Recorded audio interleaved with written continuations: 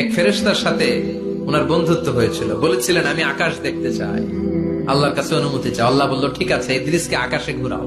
প্রথম আকাশে ঘুরলেন, দ্বিতীয় আকাশে ঘুরলেন, তৃতীয় আকাশে ঘুরলেন, চতুর্থ আকাশে ঘুরলেন। ইন দ্য মিন টাইম চতুর্থ আসমানে মালাকুল মাউত পৃথিবীর দিকে নেমে আসছিল।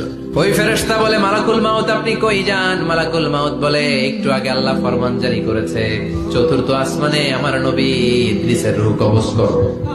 সুবহানাল্লাহ। আমি বললাম, আল্লাহ আপনার পাঠানো নবী সাইয়েদনা ইদ্রিস থাকে দুনিয়ায়, চতুর্থ আসমানে পামু কই? আল্লাহ কয় কথা নাই, দৌড় দে। আমি দৌড় দিলাম, এসে দেখি ইদ্রিস আলাইহিস সালাম এখানে রেডি। সুবহানাল্লাহ। ওয়া রাফা'নাহু মাকানান আলিয়্যা। ইদ্রিস আলাইহিস সালামের রূহ কবজ দুনিয়ায় হয় নাই, চতুর্থ আকাশের মধ্যে হয়েছে। একটু চিৎকার করে পড়বেন সুবহানাল্লাহ।